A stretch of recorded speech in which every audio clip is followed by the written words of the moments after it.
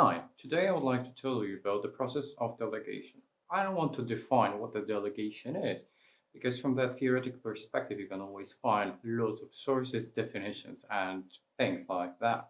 The question is why that process, which is super popular in our everyday life, that many times fails.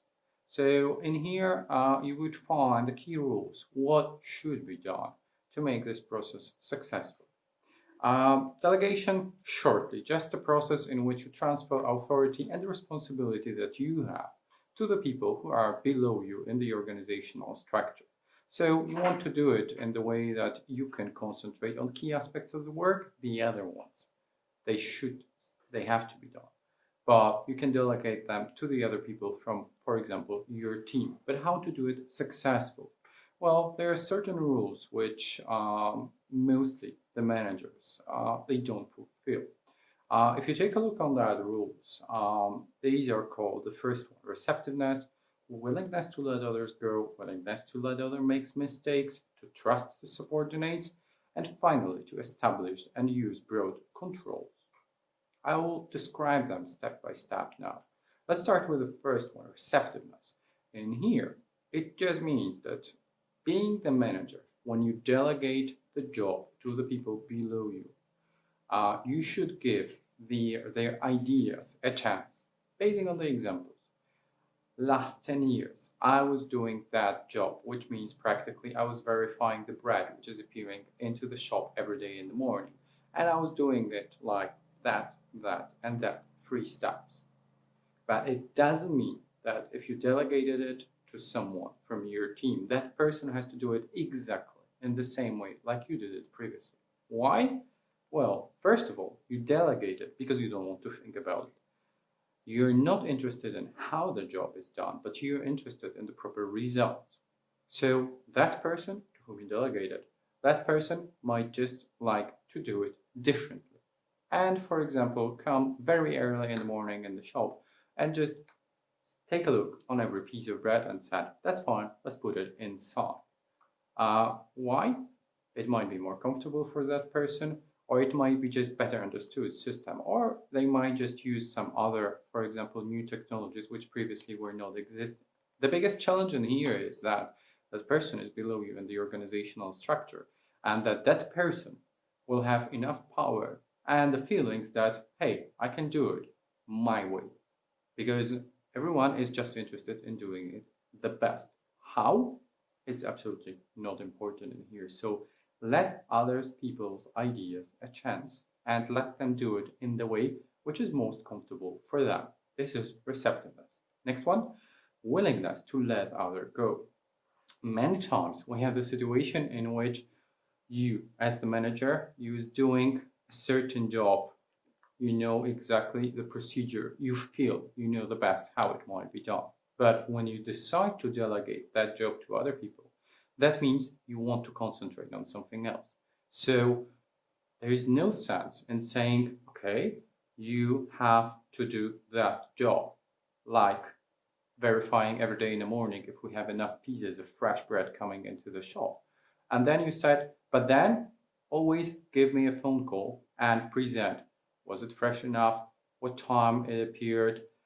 What did you do with that job? Why? It makes no sense in confirming that, because if you ask everyone to call you and then you have to confirm it, there are two main disadvantages. The first one, if anything went wrong, that person to whom you delegated it, he or she is not responsible for the problems because you insist on confirming. So every time you are responsible for the problems. For successes, you delegated it. You're not the one who's responsible for that. That's the first very practical aspect why it's not worth to do that. Second one, well, you insisted on the fact that you want to delegate. That means you want to concentrate on something else.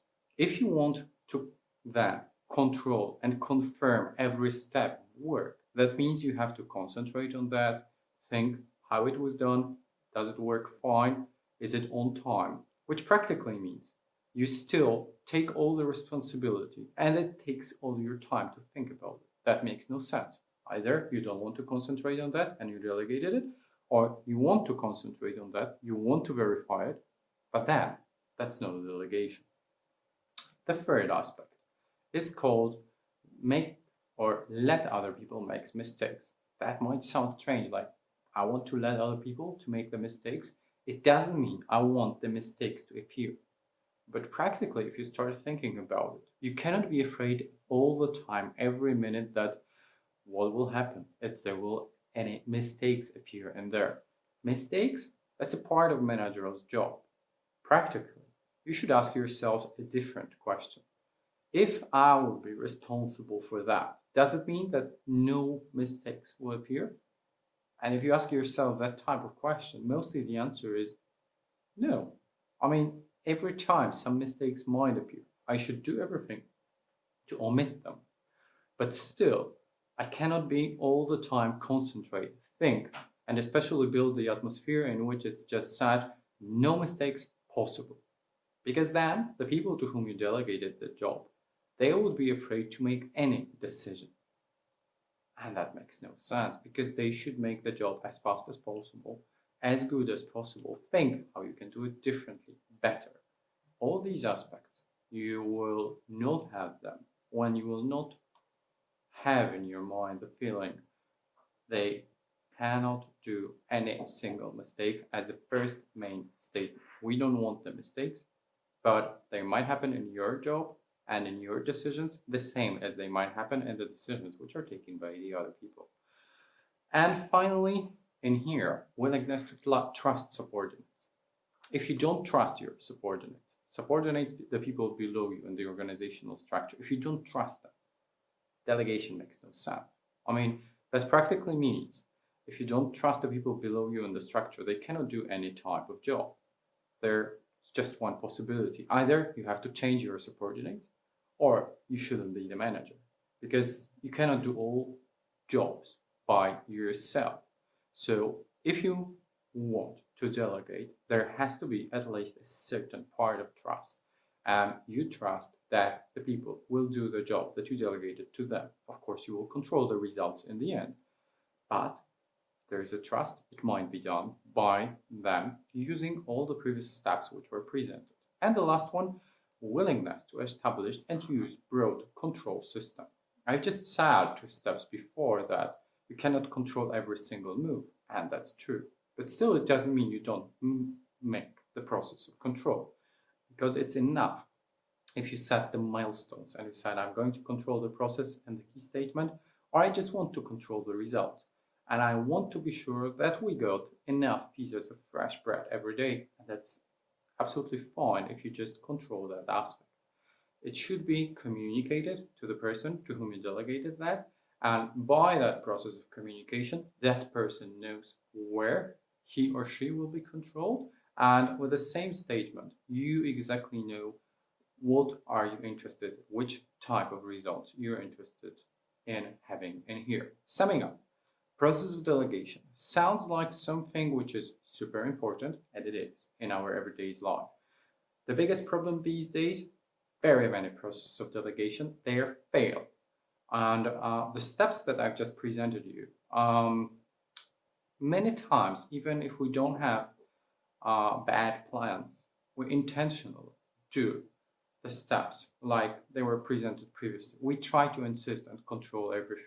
We don't want the other people to do the job differently than we did it previously, which from our perspective of the person that has no experience in that, they might even sound like something understandable, but they make no sense from the perspective why we do the process of delegation.